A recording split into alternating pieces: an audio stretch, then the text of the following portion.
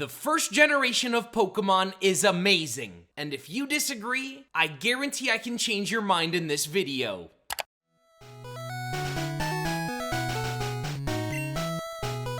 Okay. Now I know these Generation 1 games haven't aged all that well, but they are undoubtedly some of the most influential and important games in all of gaming history. So, in the present day, Pokemon is a household name, and it is the largest multimedia franchise in the entire universe. But here in Generation 1 is where it all started, with Pokemon Red and Pokemon Blue, which actually released as Pokemon Red and Pokemon Green in Japan in the year 1996, and then later, Red and Blue was released to the rest of the world in 1998. These games and the entire franchise saw immediate success as Red and Blue would go on to become the highest selling games on the original Game Boy. These games had a profound impact on the real world as they influenced not only the gaming industry, but also global pop culture in the late 90s and early 2000s. It was the success of these original games that later led to the release of the iconic card game, as well as arguably the most well-known anime series of all time. The franchise took the world by storm, ultimately leading to Pokemania, and all of it started here with Red and Blue. Obviously, these first games had no previous lore, no established gameplay, no nothing. They were starting at zero. It all began with Satoshi Tajiri, who always enjoyed catching bugs and even tadpoles as a child. And it was this love for insect collecting that helped inspire him to spearhead the creation of Pokemon. And with the help from Ken Sugimori, Game Freak was formed, and in just a few short years, the first ever Pokemon games were created and sold. There are currently 9 generations of Pokemon that span well over 25 years. But today, we're going to be taking a look as to why the first generation is great. Now, the first generation of Pokemon spans from 1996 to 1998 and includes Pokemon Red, Blue, Green, and Yellow. We'll be looking into the mechanics and the story of these games, as well as, of course, the Pokemon themselves, and so much more. Upon starting the game, instantly we are greeted by Professor Oak and dropped into this magical make-believe realm known as the Pokemon world. Once we receive a bit of exposition about the region and learn some basic controls, we are then forced to make arguably the most important decision of our playthrough: Bulbasaur, Charmander, or Squirtle. This grass-fire-water relationship is of course equivalent to that of a game of rock, paper, scissors. But this decision we make here becomes the foundation for our entire playthrough team. After we get our starter in the Pokedex, we begin our journey. Our main objectives while on this journey are to defeat the 8 gym leaders, take down Team Rocket, overcome the Elite Four, and complete the Pokedex by catching them all. This very same tried and true formula has become the linchpin of essentially every mainline Pokemon game, even 25 years later, and it all started here with Red and Blue. The phrase "gotta catch 'em all" was originally the tagline for the entire Pokemon franchise. However, over the years, as we got more and more Pokemon, that goal ultimately became nearly unobtainable. But here in the Gen 1 games, it was a very achievable goal. But you wouldn't be able to do it on your own. And that's where trading comes in. You see, in these Generation 1 games, Pokemon placed a big emphasis on connecting and playing with your friends. If you want to catch them all, you're gonna have to trade with your friends to get the likes of version-exclusive Pokemon, the trade evolutions, and of course the other 2 starter Pokemon. This portable gaming with others was a relatively new concept, and it revolutionized gaming. There was now a real-world social experience that came with these games. And I know this is all much more common now, but at the time, this was pretty unique when it first came into gaming. But just as important as the trading and capturing is the battling itself. This turn-based RPG battling system seems straightforward on a surface level, but every Pokemon has specific stats that help differentiate each Mon when it comes to battling. But beyond just the battling statistics, there is of course also the typings of Pokemon as well.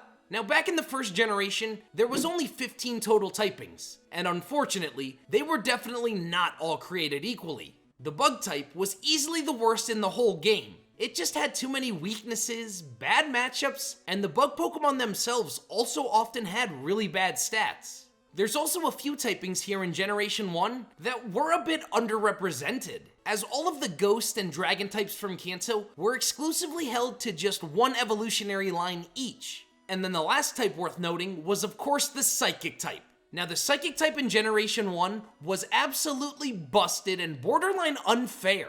This was thanks to a multitude of factors. The Dark type was not yet invented, there was a major glitch when it came to the Ghost typing, and as I previously said, the Bug type was notoriously weak. But let's bring back those Generation 1 stats. Now in these games, there was no special attack and there was no special defense. Only one special stat. And so that means Psychic type Pokemon, who would obviously have a naturally high special stat, were both powerful and bulky when it comes to special moves. So it should come as no surprise that the Psychic type was easily the most powerful typing in the game. But the beauty of the game is that you can use literally any Pokemon and still be successful. The team building aspect of the Generation 1 games are some of the best in the whole franchise. This is mostly because there's such a great variety of Pokemon here native to Kanto.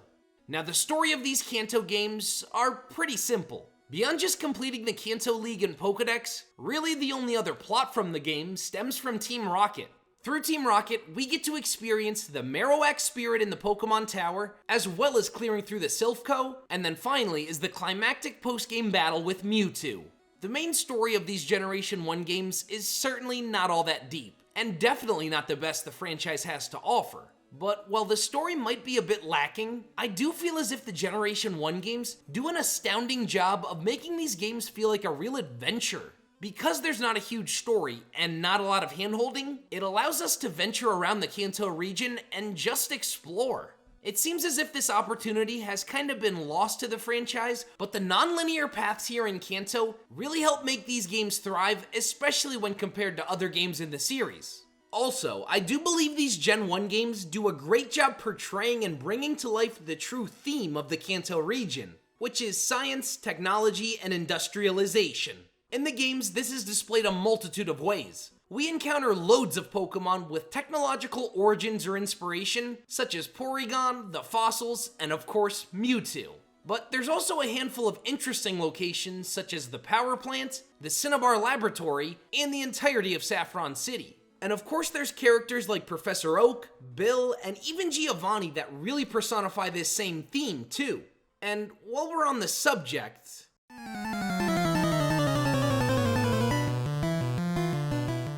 seeing as there was obvious limitations to the hardware within the original Game Boy, I think this really opened the door for Game Freak to create some really interesting characters. I think the most appropriate place to start is with the player character himself, Red.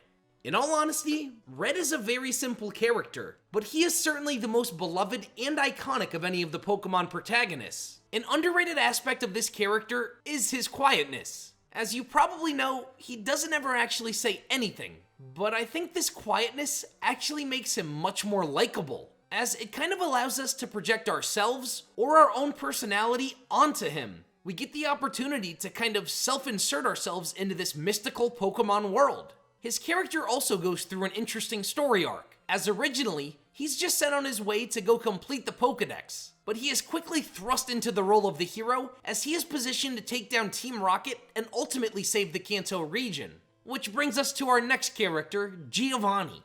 Giovanni is the ruthless leader of Team Rocket and arguably the most influential character in Kanto. He isn't really interested in world domination. Instead, he and his team are mostly just interested in financial profit, and he will do whatever it takes to achieve just that.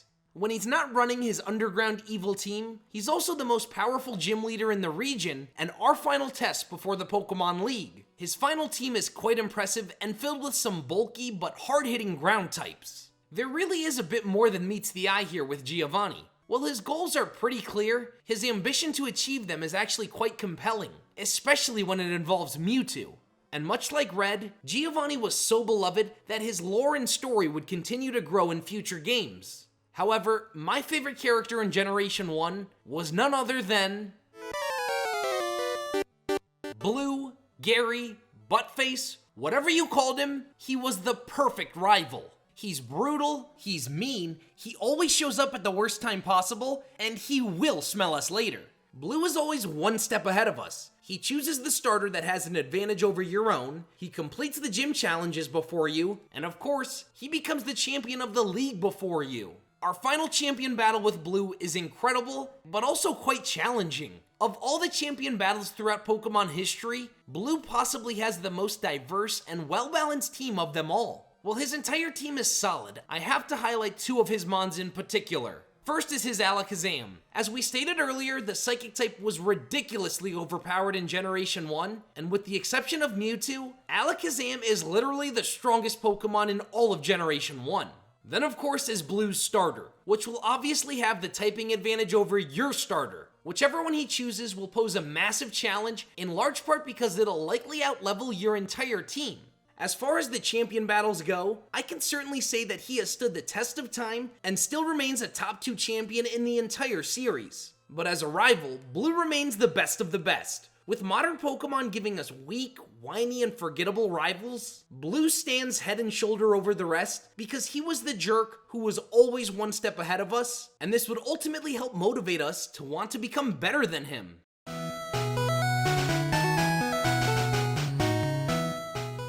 What's arguably the most important aspect of these games are the Pokemon themselves. It should come as no surprise that the original 151 Pokemon are easily the most iconic in the entire series. These Pokemon laid the foundation for everything that would follow, setting a gold standard for monster designs, evolution, and battling that future games would later build upon. The designs of these Generation 1 Pokemon were inspired by a wide range of sources, from real-world animals to mythology, and even everyday objects. For example, Arcanine has a majestic and almost legendary presence, and its design is inspired by Chinese guardian lions. Then there's Gyarados, who is rooted in Chinese mythology, as it references the legend of the carp that, after overcoming a great challenge, transformed into a mighty dragon. Then there's the Hitmons, that take inspiration from real-life martial artists, which gives them an instantly recognizable pop culture influence. Then there's Lapras, who has a gentle, transportation-based design, but was also heavily influenced by the Loch Ness Monster. These are certainly some of the most beloved Pokemon, not just here in Kanto, but in all of Pokemon history. But then there are also Pokemon like Charizard, Mewtwo, and of course Pikachu, who have all burst into the mainstream and become worldwide icons. But I also gotta highlight some of these awesome Generation 1 sprites, and Golbat might just be the best of them all. Many of these Gen 1 Pokemon also created specific archetypes that have been followed for every single generation since Generation 1. Regional bird, regional bug, regional rodent, pseudo-legendary, legendary trios, etc. And speaking of legendaries, I'd argue that here in Generation 1 is when legendary Pokemon were at their best. Now, it kind of seems like the legendary Pokemon moniker is a bit oversaturated, but in Gen 1, there was only 5 total, and one of them was basically impossible to get. But they all felt imposing, powerful, and worthy of the legendary title. To obtain them, you have to venture deep into optional caves or dungeons, only to have to then square off with them to even have the chance of capturing one. But all in all, the original 151 Pokemon are iconic, and without them, this franchise simply wouldn't be as popular as it is today.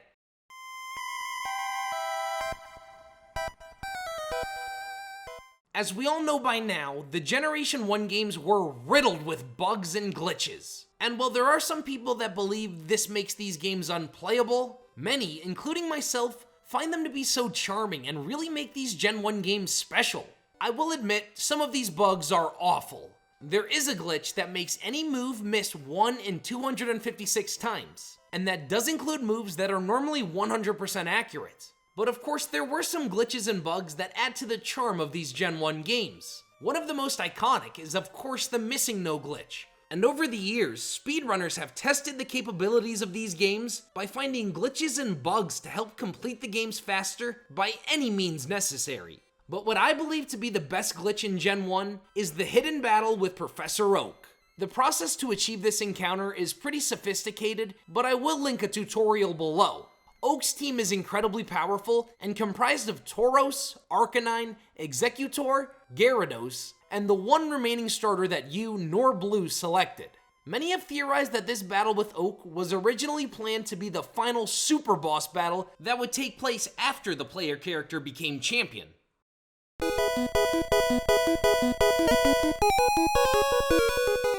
Finally, we have Pokemon Yellow. Yellow was first created to capitalize on the enormous success of the anime series. As such, the game draws heavy inspiration from Ash Ketchum, as now the player can only select Pikachu as their starter, and this same Pikachu will follow you around in the overworld. Jesse and James from the anime are also present here in Yellow, taking the place of some generic Team Rocket grunts. And Pokemon Yellow is also fairly more difficult than the original games, as the partner Pikachu isn't very powerful, and it really struggles in that first gym battle against Brock. But it does get a bit easier at the midpoint of the games, as Pokemon Yellow gives you the opportunity to use all 3 Kanto starters. The experience you can have while playing Pokemon Yellow is certainly one of a kind and likely something we'll never see again. Getting to play as Ash Ketchum is epic, and I honestly believe that Pokemon Yellow is the definitive way to play through a Generation 1 game. In closing, the Generation 1 games had their fair share of highs and lows. Well, yes, they might be filled with bugs, glitches, and OP psychic types. At their core, these games are charming, timeless, and laid the foundation for the most successful multimedia franchise of all time. Despite their age, Gen 1's charm, adventure, and innovative mechanics still hold up relatively well in the modern day. There's just something special and iconic about choosing your first starter, battling Mewtwo, and defeating your rival. And it's because of all of this that Generation 1 of Pokemon is great. Well guys, that's that. Be sure to let me know what you think of the Generation 1 games, and be sure to tell me who your favorite Generation 1 Pokemon is too. Also, check out these videos now for more Pokemon content. Thanks guys!